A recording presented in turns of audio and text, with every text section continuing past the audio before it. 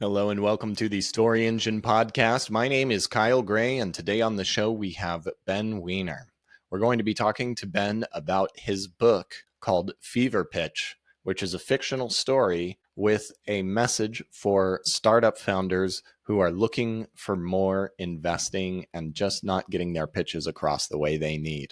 We're going to break down what's unique about this formula and how startup investors can dig into this book and get an entertaining story as long with powerful insights.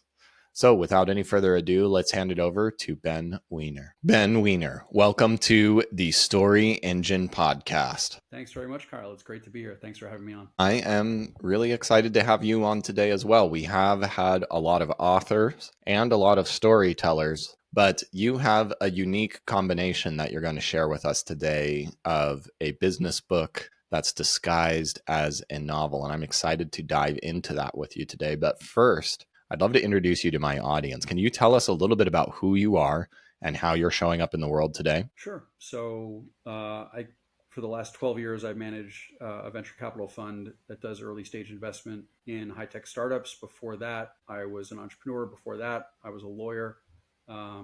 So I kind of learned transactional stuff as a corporate lawyer and then got into business development and startups. Never thought I'd be an investor, but kind of found an opportunity locally to capitalize on a resurgent startup community in my city where I live, and dived in, raised some capital, and started to make some investments in what I felt were the best of the best startups coming out of that ecosystem. And it's been a really fun ride. I've been privileged to, not every investment works out, but I've been able to back a number of incredible founding teams who have built, hugely successful companies. And I was, in almost every case, privileged to be the first investor in the startups.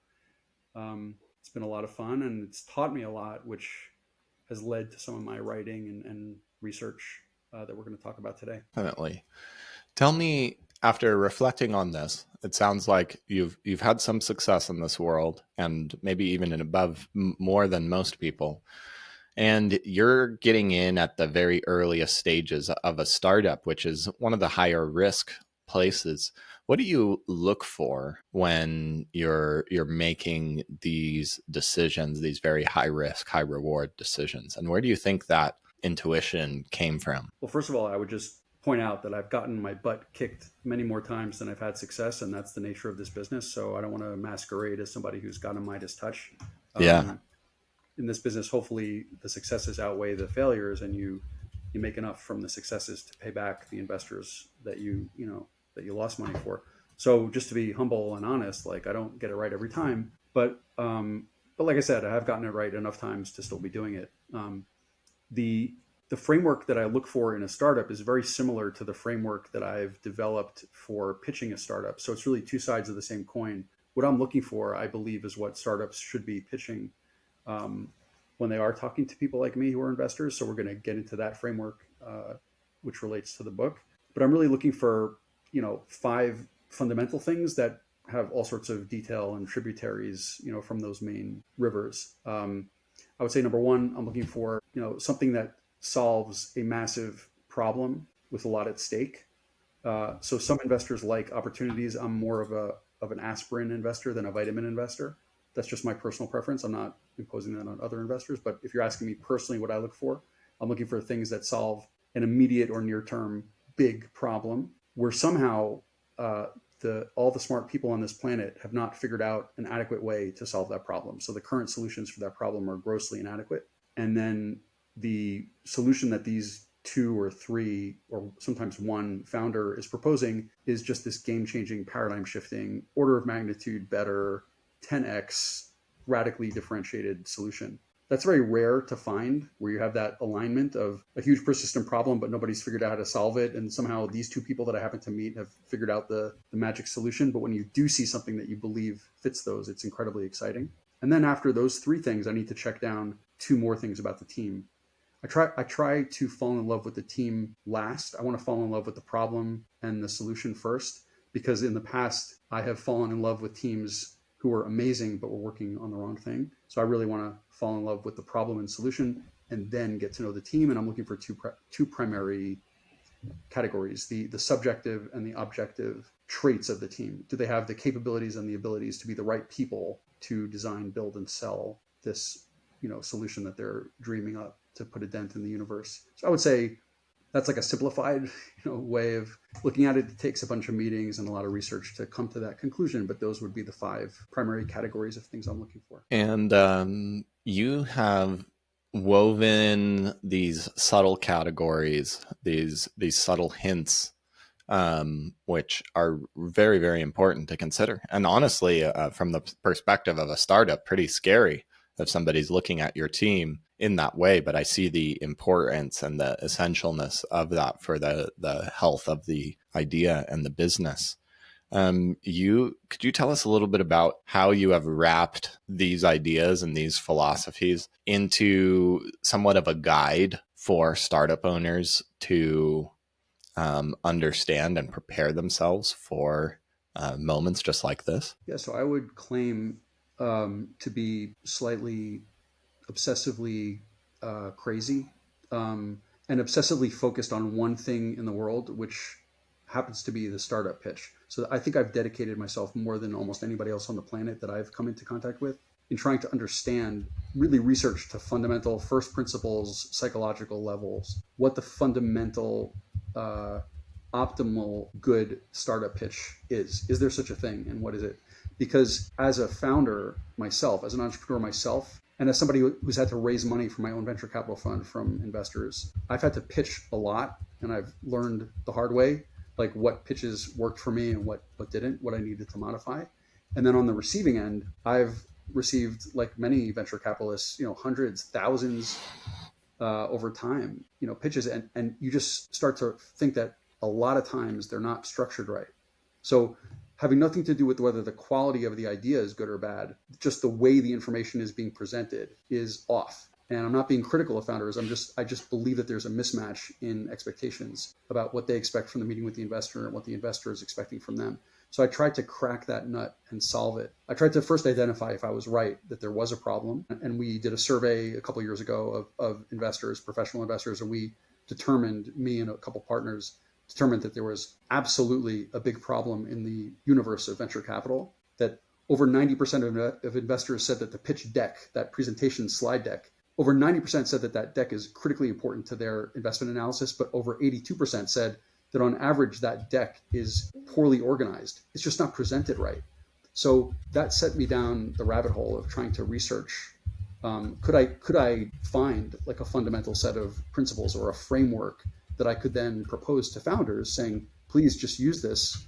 It's going to upgrade your pitch. You're going to get a better chance of success with somebody like me if you present the information in this framework. And the framework is a little bit controversial because it's a little different than what the typical advice that founders get from advisors, accelerator programs, even investors. And the reason why I stand behind it is because I believe it's backed up by a lot of fundamental research in psychology, neurology, mythology, screenwriting, novel writing. All those things, as I investigated them, pointed to like 5 fundamental storyline foundational beats that you would find in a movie or in a book. But for some reason, we're not structuring our startup pitches that way. So I tried to bring that know-how into the startup space. And that led to my HEART 5-point framework, the framework of the perfect pitch, which I then incorporated into this wacky novel about a founder, a fictional founder who literally like can't pitch a startup to save his life until he actually needs to pitch a startup to save his life. And he's running away from the mafia and his life is falling apart. And it's a fictionalized version of chaos that clearly, hasn't happened to me or anybody I know, but could happen if things get out of control. And you're just kind of saying to the founder as you're reading the book, like, dude, if you could just pitch the startup right, then you could get the money that you need to get back on track. And so the book becomes a teaching tool to, follow him on his discovery as he goes from really, really bad outcomes to hopefully, and I don't want to spoil it, but hopefully realizing what the right framework is to pitch. And along the way, there are a lot of hints and teaching moments in this funny story. This particular story resonates a lot with me because I see this same problem expressed in many different experts and entrepreneurs. They know they value the pitch, or a signature talk in my case. and they value it a lot. But how they think about it and what goes into it and what they emphasize in the value versus what the audience or the investors need, there's usually quite a big gap. And it's not that they don't have all of the right tools to prove their value, but again, it's just set up wrong. What do startups and founders overvalue? And conversely, what should they be valuing that they're undervaluing instead when it comes to a Yes, pitch? I don't want to be critical of founders. I have deep respect for founders. I was one for many years, and I still consider myself a founder. I think so. The question is why? Why is there a conflict? Like, why is there a collision? Why is there a mismatch? And I think in a typical meeting between a founder, a good founder, and an investor, a good investor, you have two very, very smart people talking to each other.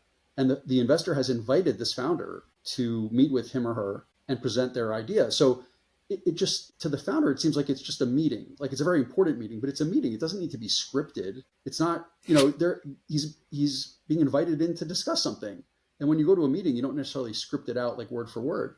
The problem is this is not a normal meeting. This is a request for money where that investor is meeting with lots and lots and lots of founders, knowing that he or she is only going to invest in a very, very small minority. So as other authors have written, including there's a book that just came out a year or two ago called The Venture Mindset.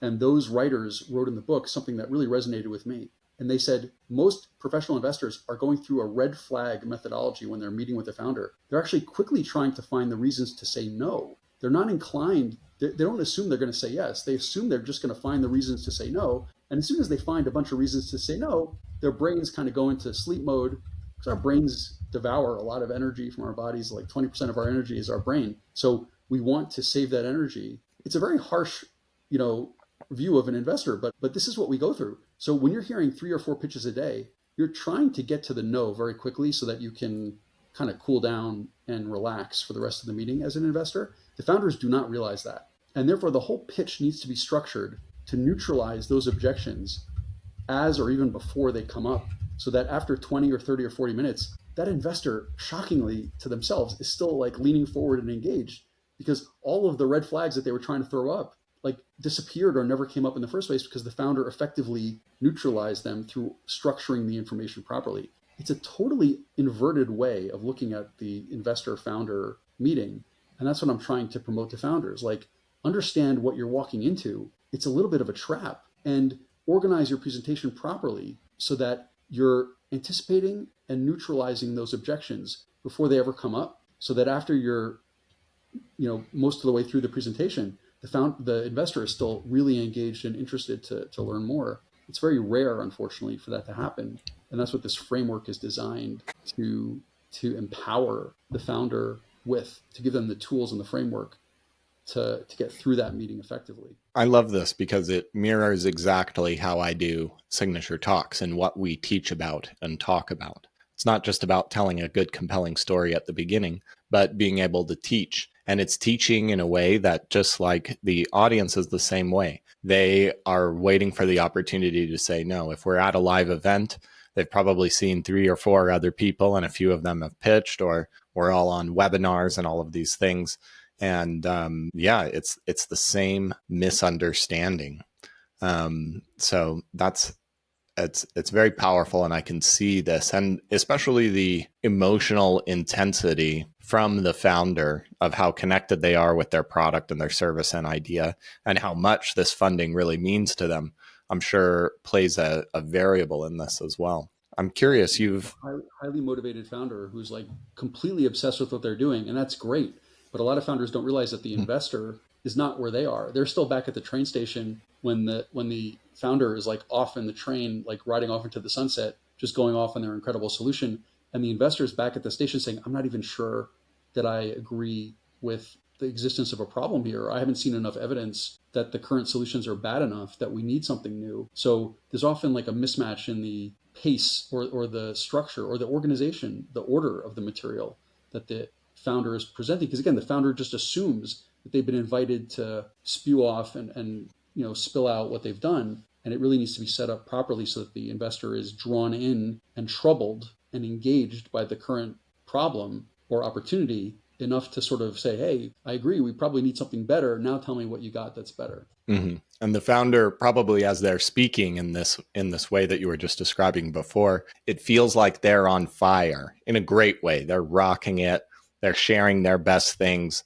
But a lot of the times they're self-referencing and like what's exciting or important to me, which feels good for them to say when they're presenting this, but it is misaligned with their listener. Yeah, and I want that founder to be excited. I don't want them to tamper their excitement. I want them to have passion about what they're doing, but I want them to, in the course of having that passion, not trip on their passion and not get too far ahead of themselves in their passion. And remember that I still need to be educated a little bit about why they're so passionate about what they're doing. And I need to get to that same level of emotional excitement, as quickly as possible so that we can run off together and build this thing. I can fund it and they can build it. So the passion is amazing and I need to see passion, but I don't want the passion to get in the way of the presentation of the material. Yeah. And there's a specific way to communicate that passion in a way that makes me feel that way. But it's not very intuitive, as you've said before. Tell me about you've made this a fiction with this very practical idea in, and maybe I'm thinking like a startup founder. I'm trying to imagine the person and the personality. And in general, I would imagine that they would pick a nonfiction practical book over a fictional story. And I'm curious about your choice and your approach in weaving a story within these ideas to teach it instead of just kind of laying it out directly. Yeah, the answer is a little weird. Like, I think it didn't make a lot of sense. It still doesn't make sense. I wouldn't recommend to somebody to write a 270-page novel if they didn't really want to do it. It would have been a lot easier for me to write a 2,000-word blog post explaining the framework and just put it out there as a nonfiction piece rather than writing a 65,000-word novel. It's just the way my brain works. As I was starting, and by the way, I wrote that free material, and that's out there. Like if you just want the framework, you can go to the website, and I invested in putting out a free playbook that just gives you the slides and gives you the framework. I don't need somebody to buy the book. The book was just a fun way for me to teach it in a just more engaging way. Like if we're talking about business storytelling, what better way to teach business storytelling than through a story? And fundamentally, the idea just started to kick around in my head. Just like any entrepreneur, you get a virus when you have a new idea. You're bitten by the bug when you just can't stop thinking about it and you're walking into polls and you're taking like 30-minute showers and you don't remember that the water's running. So that's what happened with me with this book. Like there was just this story was formulating in my head about this founder who couldn't pitch a startup to save his life until he needs to pitch a startup to save his life. And I could just see the mafia getting involved and his wife and his business partners. And I wanted to read the story. And the only way I was ever going to read the story was if I wrote the story. So I started to write it. And I was not committed to publishing it until I was satisfied with the way it came out. The more I wrote and the more I revised, the more in love I became with the story. And I just wanted to see it in the world. And I thought for those people out there that want to read a fun story, that read a lot, this would be a fun thing that they could add to their queue. I read 50 to 100 books a year. I know a lot of people like me who read voraciously. This is the kind of book that I wrote for those people who want to read something. And the cool thing was I wrote it so that it would be fun even for the spouses or the partners or the family members of founders. It wasn't just for the founder to digest, but I wanted it to show people what it's like to be a founder. And even though this guy's making some mistakes, to have empathy for him and understand he's well-meaning and he wants to do well, but he's tripping on his own shoelaces a couple times. And that happens a lot. Maybe not to this degree. Maybe we don't get mixed up with the mafia and have people chasing us, trying to kill us, but we do make a lot of these similar types of mistakes. And just to have empathy for people that are going through this crazy journey of starting a startup. So it was meant to be fun for people, not just specifically who needed the framework, but also people in and around the startup space who wanted to learn more about it from a story point of view. I was inspired by other books. There's a very famous book called The Goal by Professor Eliyahu Goldratt, who wrote a book about, of all things, like manufacturing constraint theory. So rather than teaching people how to run a factory by writing a nonfiction book about it, which would have been very dry, he wrote a story about a guy who's running a factory and it's not working. And magically this professor shows up and starts to teach him how to do it. That book has sold like 8 million copies. It's a best-selling book in the nonfiction space. And I thought I could do something similar with startup pitching for those people that wanted to read a story like that.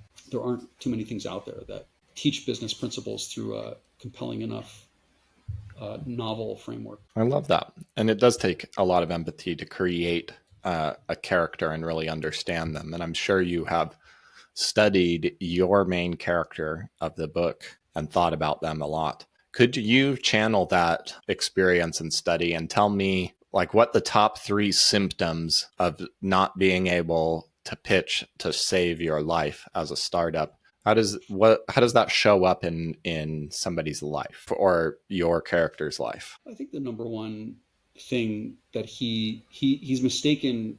He assumes that people will, because he's a Harvard PhD. He assumes that that's going to be enough credibility to get people to listen to him. That's mistake number one. So mistakenly falling on your credentials and assuming that they're So going to carry. just to be clear, it is a mistake. And I'm looking for the pain that he feels from making the mistake, not necessarily the mistake itself. I see. So I mean, the pain is caused by the fact that because he can't pitch properly, he can't raise the money that he needs, and he's running out of time, he's running out of money, and all the parts of his life fall apart. So the pain parts in the book are, I hope I'm answering your question right.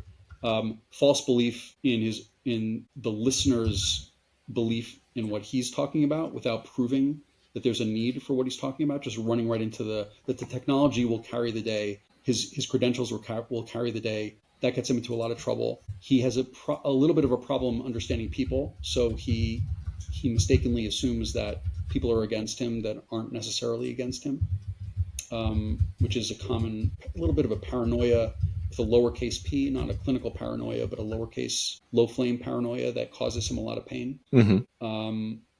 And I would say the false understanding of what it's going to take, what kind of evidence he needs to bring to investors. He believes that as long as he can show them that he has a patent and a letter of intent from his first partner, that's going to carry the day. So I don't know if that fully answers your question, but those are some of the elements in the story that cause him a lot of pain and suffering until he figures out how to get out of it. Yeah.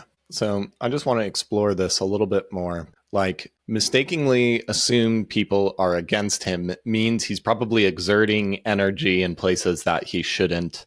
And he's maybe harming relationships at an early stage, which is slowing things down. This person is probably stressed out and maybe in poor health. They're probably working a lot and they probably have to work. They work a lot harder than they need to because they're doing the wrong things and continuously get rejected. If you're getting rejected this much, then it's probably weighing on you and you're having a lot of doubts.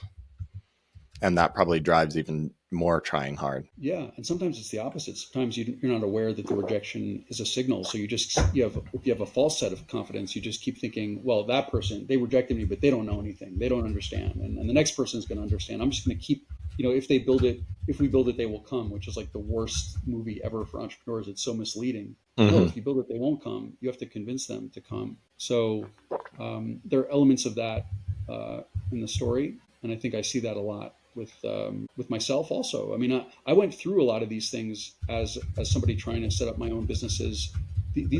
Some of these experiences were personal. It's not an autobiographical story, but some of these mistakes I can definitely relate to. He doesn't read a lot. I wasn't reading for a long time. I luckily kind of found reading again when I launched my VC fund, just because I was panicked and I needed to gain wisdom really, really fast. And the only way I could do that was stealing other people's wisdom by reading. And once I started reading a lot, I just became addicted. So he's a Harvard PhD. He thinks he's very, very smart. He has credentials to show that he's smart. Why should he be reading a lot? He should just be working and building a startup. And I get into this argument a lot with founders. We're too busy. We can't read.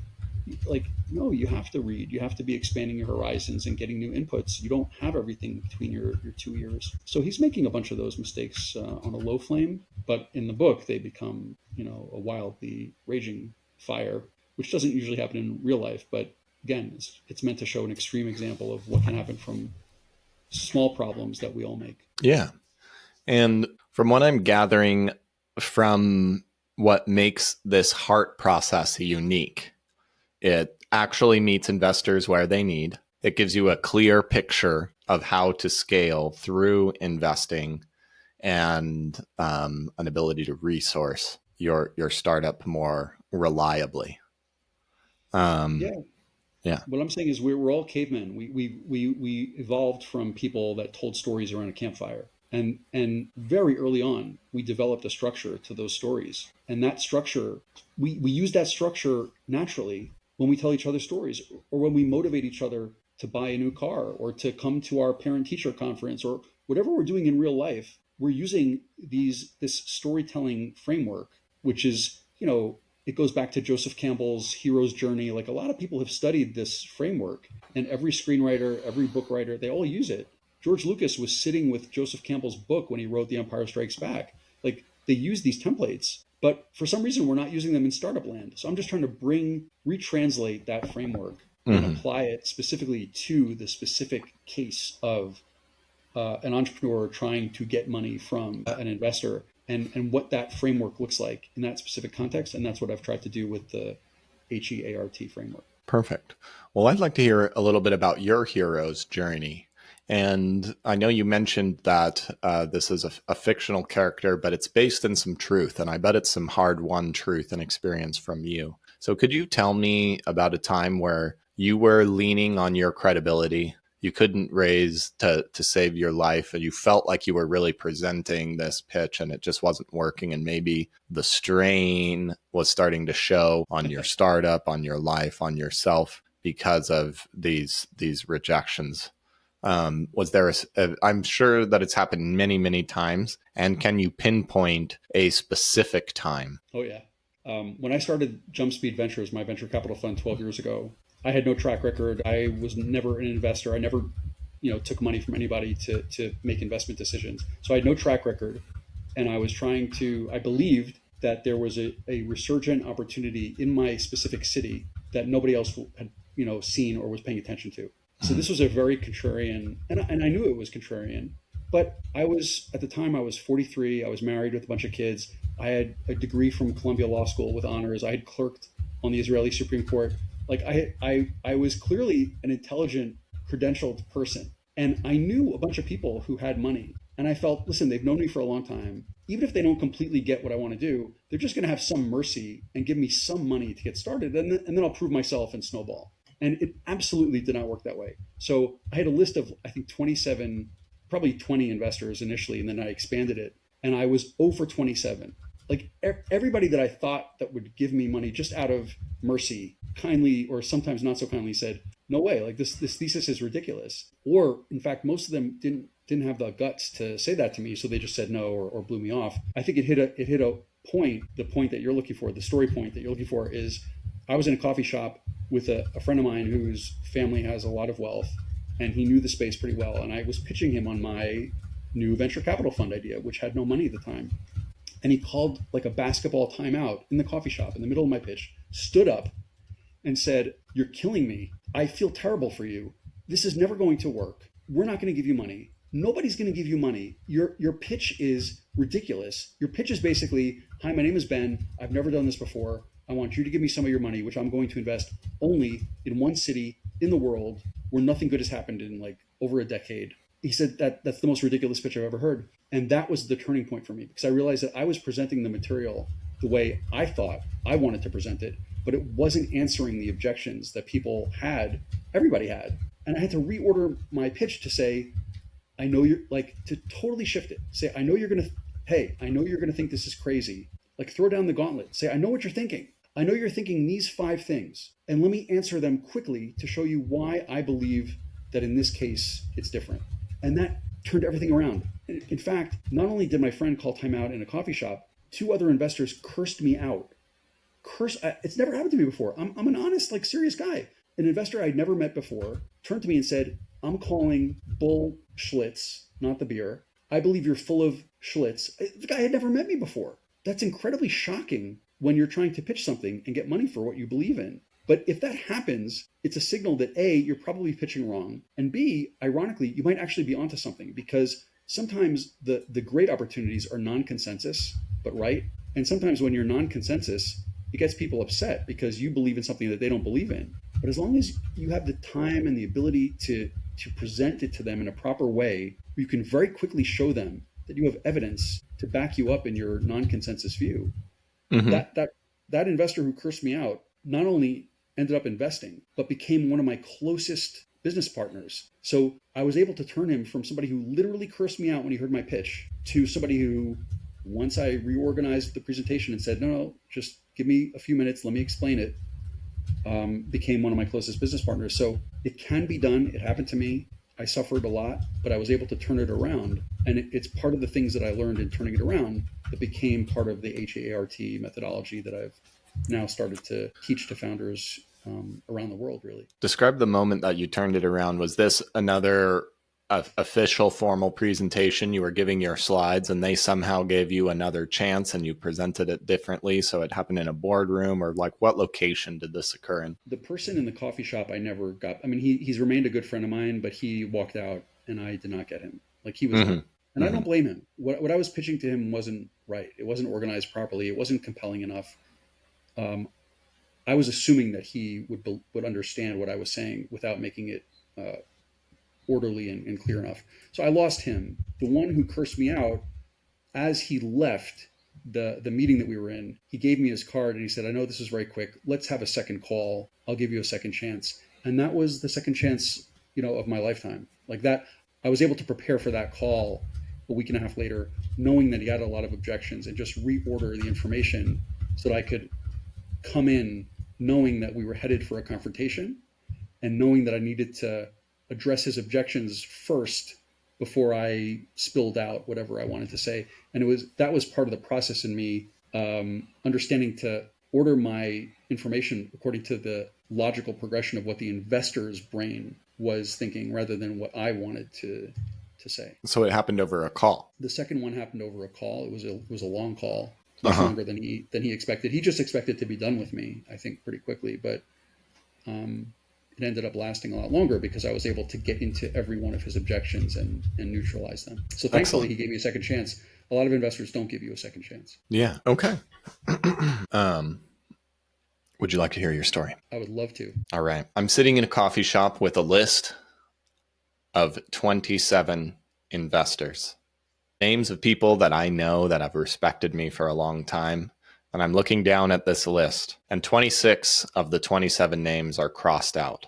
Some just said no. Many blew me off. One cursed me out and told me to get out. This was astounding to me because I knew I was onto something great. And I had all the experience, even though this was a new venture and me starting up a new venture fund. I had a degree from law school. I was married with kids. I had a great track record as a business owner, but I had everything I needed to deliver on this. But still, somehow when I was presenting myself, it wasn't coming across that way. And now I'm sitting at this coffee shop with the last person on the list, my last hope.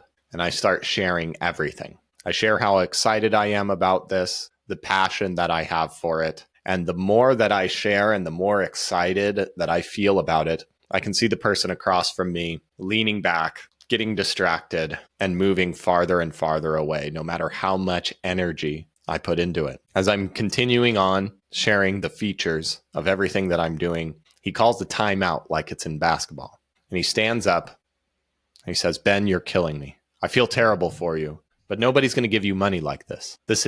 Your pitch is ridiculous. And all of the noise of the shop and everything around me just started to crash down into silence. I crossed that last name off the list and started to wonder, what was it that I was doing? How was I getting this so wrong? This was a turning point for me. And as I walked out of the coffee shop, I decided I needed to reorganize and change up everything that I was doing. I needed a way that could answer the investors' objections early, quickly, and tell them what they needed to know instead of sharing what I was excited about.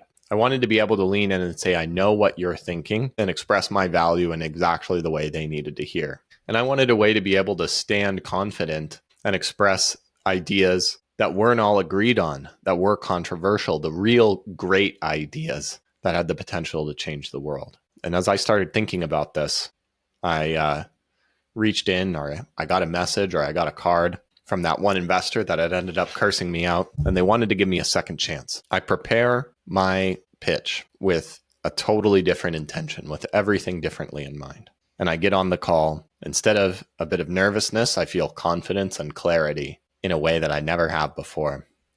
And I began to talk about my startup, or excuse me, my fund and my vision for the fund. What I'm sure that investor thought was going to be a short call and a send off extended longer and longer. They got warmer and more inspired and more open. And then finally, at the end, I got my first investor for my startup fund. I can't believe how many of these things, how many of these pitches and challenges I had to go through to learn this lesson. I feel so grateful, but I start to wonder how many other great ideas out there are not making it just because the founder's not expressing what they need to express correct. And I decide to put it all together into a book, creating a character that everyone could relate to and situations so over the top, but grounded in that same experience and pain and challenge that I face. I wanted to write this as a letter to myself to help other founders just like you find the way through this very risky but highly valuable pathway to startup funding. And that's what I'm here to talk to you about today. Amazing. I don't know if I'm going to fail the cry test, but that was amazing. That's all right. I love it. I love it.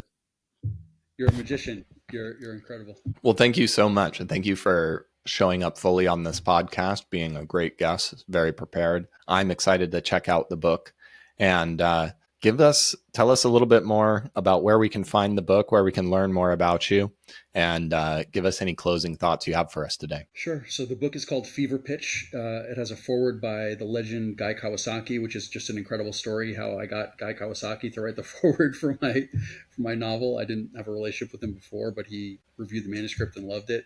The book is available, on Amazon, anywhere else, digital and print.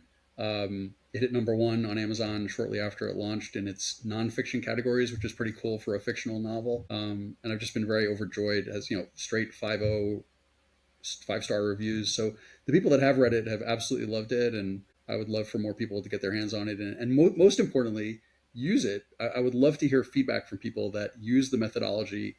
I've gotten it from a whole bunch of founders that I know personally who have used it and have thanked me for giving it to them. But I would love for people in the wider world to get exposure to the framework and use it to upgrade their pitches and increase their odds of success in raising capital from bozos like me who have to make these tough decisions on a daily basis. Amazing. Does that count as your closing thought, or do you have? Sure. That's So more of the book book is description. available. You can find it. Feverpitch.com. Feverpitchbook.com is the website. On the website, you could find links to buy the book and also get to the free resources, the playbook of the perfect pitch generator to generate your pitch based on the HART framework. So there's lots of free resources on the website. Also, ability to buy the book. So again, feverpitchbook.com. My name is Ben Wiener. You can find me on LinkedIn. And be happy to connect with anybody who finds these materials helpful. Ben Wiener, thank you so much for joining us today on the Story Engine podcast. Thank you very much.